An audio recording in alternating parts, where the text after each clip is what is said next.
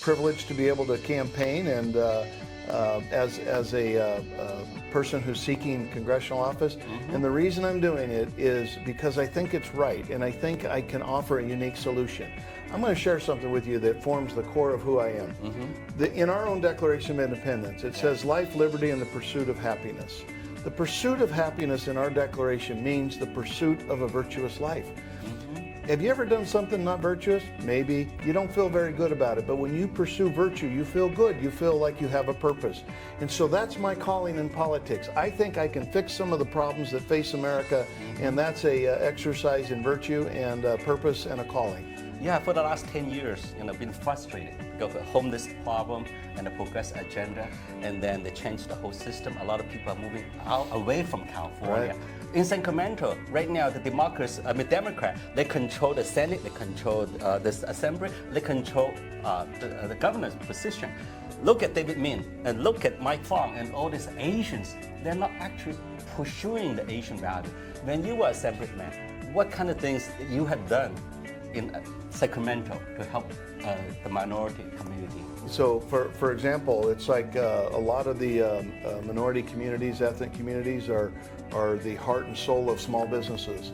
And so we pursued policies that took regulations off their back, conformed, had a consistency between federal and state regulations, and lowered the taxes because ultimately it's hard to start a business, but if that's your calling, you should be able to do it without so much regulation. And so look what the state of California has done. We have so many regulations, and then we've spent $24 billion on trying to help the homeless, and guess what? We have more homeless because government doesn't know how to solve these problems. The American people know how to solve these problems.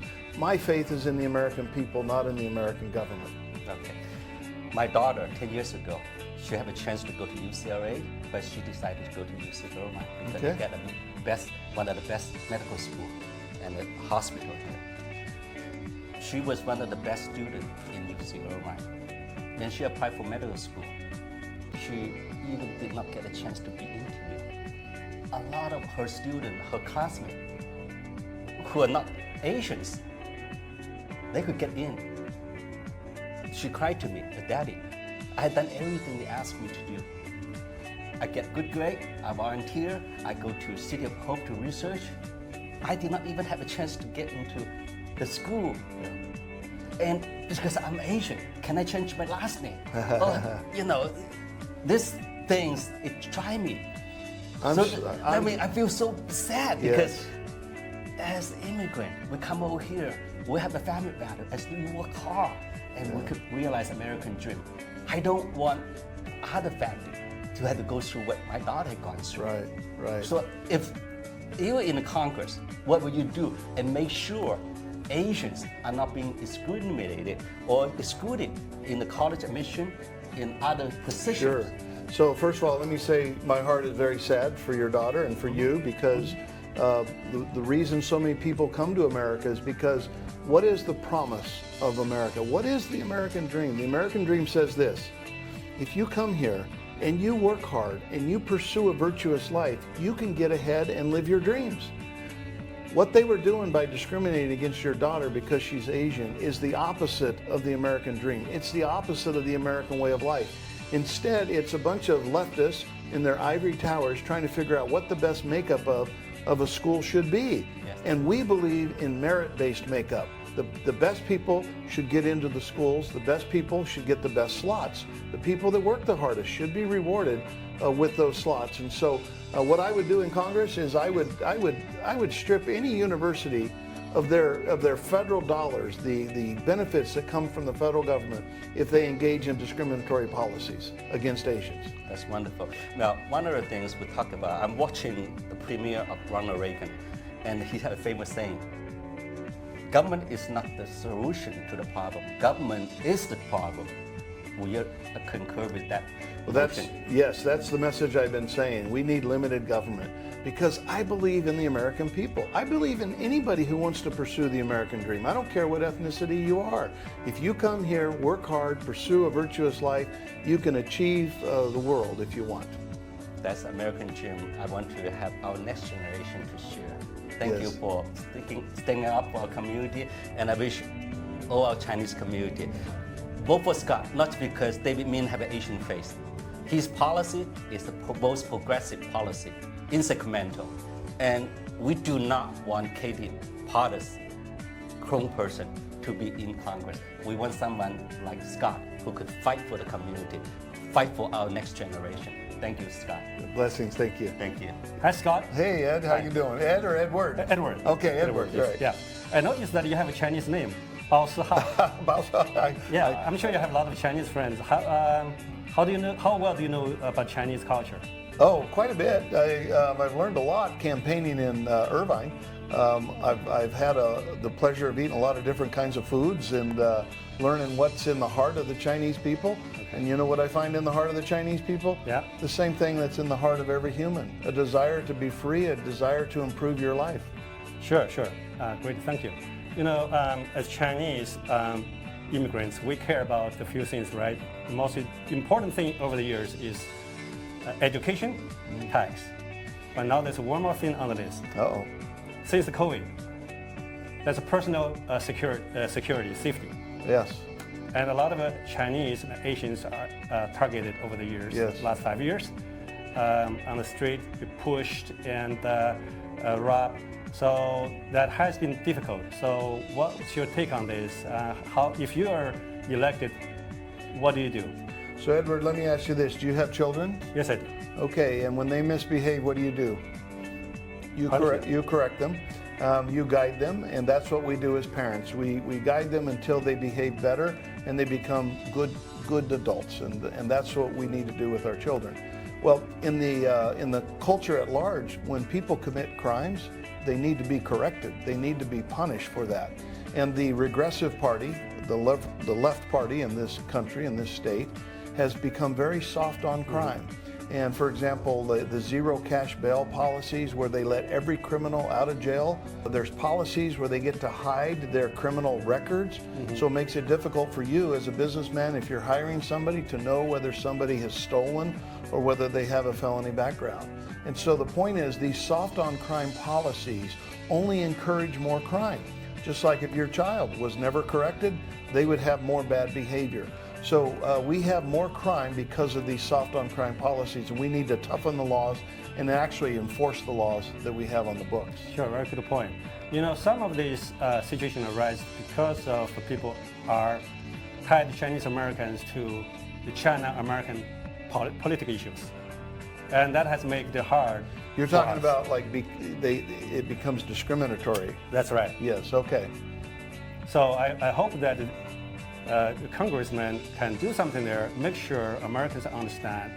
Chinese Americans, just like everybody else, has an American dream. We come over here, live Absolutely. here, and we're good citizens, and we don't want to be punished. We don't want to be finger pointed because we have Asian face. No matter how many years, how many generations you have lived here, you're a foreigner. Wow. So I don't see it that way. Maybe some Americans do. I don't see it that way. I love the fabric of our culture where it's made up of so many different people. Like when I sit down and break bread with a Chinese person, I love learning about new foods and all that.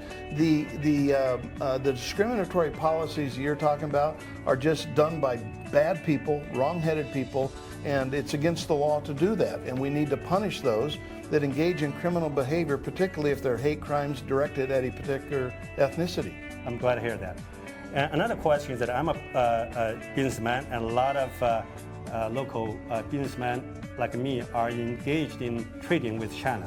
Yes. I understand perfectly certain industry, certain business are related to security and also related to high tech that there's a competition between China and America. I understand that. Certain duty, certain things should be done. However, for majority consumer goods, I see heavy duty are imposed. And we'll end up having to buy from China because there's no way you can get rid of that. Even if some factories have been moved out of China, but some are returned to China. And they have to buy from China because of everything they have built up over there. So what's your take on the duty part of it? Let me give you an answer I think you'll enjoy. Yes. I believe in free trade. I believe in competition. And if two different countries are competing to make the same product, it's going to drive the price down for everybody. That's what competition does. And so I think trade restrictions are only punishments. They're a taxation of another form, and they punish the consumers ultimately. So let's allow competition to flourish. Yes, I think over the last 30 years, because of the globalization, because a lot of factories moving over to China, our economy has flourished. But now I think seems to be like a turning point because people don't want to buy from China because the duty increased, the cost is higher, and the cost of living is higher, and the inflation is higher, and that's bad for the economy. Yeah, it is. And so you talked about a lot of issues there, but first of all, let's establish that free trade is the best model. And government has spent so much money, it's caused all this inflation. We have $35 trillion in debt.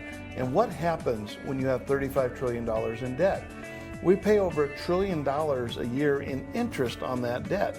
That's $1 trillion that's not available to people like you who know how to go out and create jobs. And so more debt puts a downward pressure on capitalism and the ability to create jobs and to enjoy flourishing. And so what I want to do is lower that government expense, lower our debt, and let more people like you have resources so you can go create jobs. Great, thank you. At last, do you have a few words to Chinese about the election voting? Because most of the Chinese Americans are not interested in politics. So yeah. Well, there's an old Greek guy that said, if you're not interested in politics, it doesn't mean politics isn't interested in you.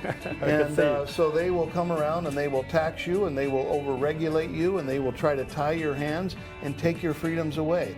So my encouragement to all Chinese people is get involved in the political process. Contact my office, contact any office, but get involved, get out and vote and make sure your voice is heard, because if your voice isn't heard, somebody else will speak for you. Yes, very good point. Like some say that you want to sit on the table to make the rules not being following the rules. No, the expression, something like that. No, right? the expression is the expression is if you don't have a seat at the table, you're probably on the menu. Oh, that's right. That's good. That's good. That's politics. Yeah, that's politics. Yes. Very good. Thank you very much. It was a pleasure chatting, Edward. Yeah, Thank great. you. It's my pleasure to meet you, Mr. Baugh. My name is Jack. Nice to meet you. First of all, would you like to introduce yourself to all the Asian community and the Chinese followers? Oh, sure. Let me just tell you a little bit about my background. I was born and raised in California, lived my whole life here. Wow. I have 4 brothers. I grew up with 5 boys. We were all 1 year apart, so it was a lot of fun, a lot of sports, a lot of activities. I went on to college and then law school and settled in Orange County. I've lived here for 35 years. I've been engaged in the community quite a bit. With a lot of nonprofits. I started a local high school because I believe in choice and education. I'm involved in a gang reduction intervention partnership where we keep kids out of gangs because it's a lot easier to keep them out than to get them out once they're in. That's right. And so a lot of things like that. And then I served in the state legislature. I was a Republican leader in the state legislature, and then I've been out in the community. I'm a practicing lawyer and really enjoy running for Congress. It's a lot of fun. I saw you're coming here today to join like an event for your election in the future. Is that correct? Yes, yes. And it's only for Asian community? Yes. What brings your attractions to Asian community for a part of the your elections? Well, the Asian community is critical to this district. This district includes the coast of Orange County, but also includes the city of Irvine, which is a very large Asian community, particularly a Chinese Asian community. And so it's important to understand what they care about and to make sure we advance policies that help them flourish. Nice to hear that. All right, so I'm prepared a lot of questions today, which is most Chinese and Asian community care about. You ready for that? I'm ready. It's not tough, all right? Okay. Relax. Okay, so the first question is, you have expressed support for Asian and other minority-owned business. Specifically, how will you ensure that these commitments are fulfilled, not just empty promise during the campaign? You're asking a great question that goes to the heart of what I believe about government. government should be limited. That's what makes America great, because the people get to exercise their own judgment. They get to make their own sacrifices and their own choices. And when government gets too big and the regulations become so onerous and the taxes become so high, it's hard for small businesses to start. And so then it's much more difficult to compete against bigger businesses. So if we keep the regulations down and the taxes down, and we let people pursue their dream, the American dream, that's why so many people want to come here. And a lot of restaurants, for example, a lot of ethnic groups want to start a restaurant, unique food, and they can't because the burdens are so high with the regulations and the compliance. And so what we want to do is take that burden off of them and let them go live their dream and pursue their dreams. Well, you mentioned a lot about the taxes. Actually, I'm going to skip the second question to the third one because it's also about the taxes. Okay. So you mentioned lowering taxes and reducing regulations. Does this favor big corporations more? What tangible benefits do ordinary young people and small business owners get from these policies? Well, that's another great question. So what you have to understand, and what most people don't understand about government, is that the big corporations are the ones that are pushing the regulations. Why? It's because the more regulations that exist in a industry, the harder it is to get into that industry. They call barriers to entry. And so when you have all these corporations that hire these lobbyists and they create all these new rules and regulations, they get to keep all the business. They do it to benefit themselves. So if you eliminate those regulations and let the younger, smaller people come forward and start and pursue their own dream, it's better for everybody. Same with taxes. It's like, we talk about the taxes, it's like lowering taxes does not hurt the small businessman or woman ever, right? It's what gives them the extra leverage to go ahead and make that investment and to pursue that dream. So my understanding is less regulation, less taxes means more opportunities. Absolutely, Jack. You got it down. More opportunities and more flourishing. All right, that's a great answer. But let's go back to the second one, okay? I'm not gonna skip that one because a lot of people care about this. So we talk about taxes so far, we talk about regulations, but right now is many Asian young people are critical of US immigration policies, believing that green card and visa application process are overly complex and lengthy. How do you think this process should be improved, especially for Asian students and professionals? Another great question. You have good questions. Well, so first of all, it is a privilege. America is a great culture, and a lot of people want to come here, and so you have to have a system of regulation. First of all, we have to make sure there's no illegal immigration, because illegal immigration actually hurts the efforts of people who want to come here legally. That's right. And we've seen 15 million people come across the border illegally in the last 4 years alone. And what do they bring with them? They bring, fentanyl, the drugs, the sex trade, and some terrorism. And so every country needs a strong border. So first of all, we have to have a strong border and stop the illegal immigration. Secondly, America is very generous. Over 1 million people a year are allowed to come in and get green cards. And yes, sometimes it is onerous because so many people want to come here. But there are programs where you have specialty visas for people who have specialty skills that we need in this country. And that happens a lot. And I think we need to open that up a lot more. Because we as Americans are not afraid of competition. If somebody from a foreign country is smarter, brighter, better at producing something, let's let them come into this country and be part of the American dream. That's going to be one of your plans? Yes. Yeah, because you know how long it takes about 6 to 7 years for a lot of Chinese students, I mean not only Chinese students, but international students to finish their degree and get a green card and start working and living in the United States. That's kind of a long process, It is. It's very long. Because there are so many people across the world that want to come into this country. Yeah. Okay. All right. So far we talk about the immigration, and one last question is a lot of Asian and Chinese family that care about in urban area in Orange County is education. So many Chinese families are concerned about the fairness of education resource for their children. Well, my daughter is still a little young, but I care that too, okay? Do you support increasing support for Asian students, especially in public school and university admissions? Of course. Let me just tell you my general philosophy about education, because I think it's important to get to the heart of your question. I believe in competition in education. So we need private schools, we need public schools, we need charter schools, and then we need some homeschooling. And so we have all that because I believe that parents know what's best for their children. That's right. And so let them pick where their child should go to school and give them options to pick from. But if you're a parent and you're a child that works hard and gets good grades, there's no reason you should be discriminated against because of your effort. And that's what's going on against the Asian community in the university systems. Yeah. It's like there are so many Asians that have done so well because they work hard. And that is the American dream. Work hard and you can do better and you can go higher. And some people don't like that. They say, well, there's too many Asians that are getting the top scores in the top slots. And I say, if the Asians earn the top scores, give all the top slots to the Asians. Because that's what America is all about, is to work hard and pursue your dream. But if that means less opportunity to other race? No, it means the other people have to work hard too. That's what competition, and that is the American dream. Okay. Even it brings down other race admissions rate? It doesn't. If you're talking about merit-based admissions, the people that work the hardest should get the slots. And if you're pick an ethnicity, if you're part of one ethnicity over here and you're not working hard, why should we elevate you over somebody who has worked harder? That's right. All right. I mean, that's all my question today. And one last thing is there anything you want to say to the Asian community or Chinese community in front of the camera? Oh, sure. Listen, I'm running for Congress because I think our country has a lot of problems. We have too much debt and we have these open borders. And what I want to do is create a government system where we have less government, we have limited government, so the people are free to pursue their own dreams. That's why so many people come to America, is because of the freedom that we have here. And when you have too much government, you stifle that freedom. I say get the shackles of government off the backs of all people and let them produce, let them flourish, let them raise their children, let them pursue their dreams, and be happy in America. Sure, thank you.